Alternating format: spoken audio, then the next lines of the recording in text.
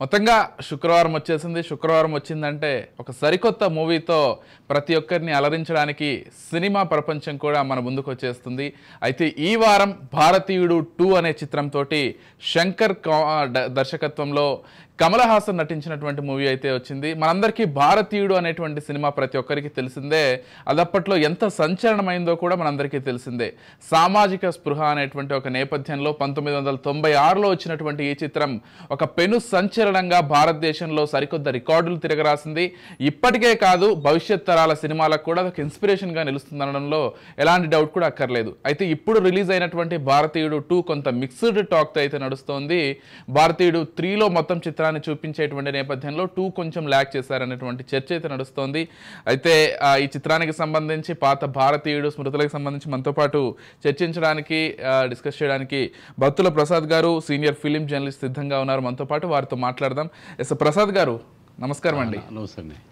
ప్రసాద్ గారు, అంటే భారతీయుడు 2 సినిమా గురించి మాట్లాడే ముందు భారతీయుడు సినిమా గురించి మాట్లాడాలేమో. ఎందుకంటే భారతీయుడు 2 అనే ఒక సీక్వెల్ తీయడానికి భారతీయుడు అంత పెద్ద హిట్ అయింది కాబట్టే ఈరోజు అంత ధైర్యంగా మళ్ళీ ఒక సినిమా తీయగలిగారు. ఆ ఆసక్తి కూడా వాళ్ళకు వచ్చింది. అసలు భారతీయుడు 2 భారతీయుడు రిలీజ్ అయినప్పుడు మీరు ఆ సినిమాకు సంబంధించి అప్పట్లో ఎలా ఉండింది, ఆ టాక్ ఎలా ఉండింది, అసలు భారతీయుడు సినిమాకి సంబంధించి ఏం చెప్తారు? భారతీయుడు సినిమా అనేది ఒక సంచలనం.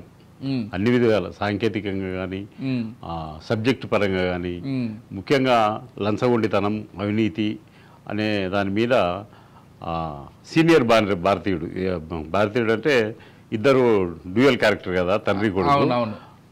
ఆయన గెటప్ కానీ, ఆ మేకప్ కానీ అదంతా సాంకేతికంగా ఒక రెవల్యూషన్ అని చెప్పాలి. అప్పటి వరకు ఎవరు చేయలేదు. ఆయన వైఫ్ క్యారెక్టర్ కానీ, అది కానీ, ఆ క్యారెక్టర్ తీర్చిదిద్దిన విధానం కానీ, అంటే రెండు మిక్స్ చేశారు.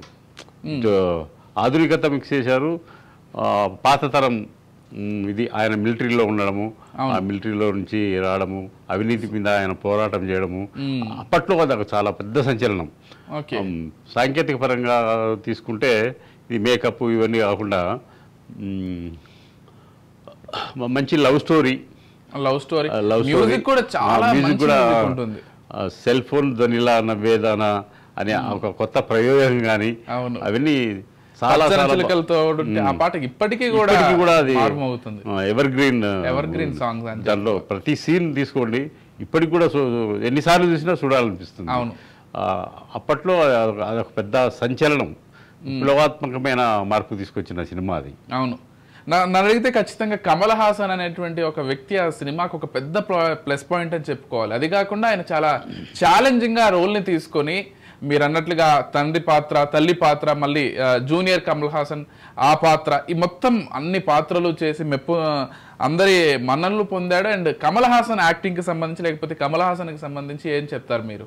కమల్ హాసన్ గురించి చెప్పేది ఉందండి. ఆయన జాతీయ నటుడు, చాలా మన దేశం గర్వించదగ్గ గొప్ప నటుడు ఆయన.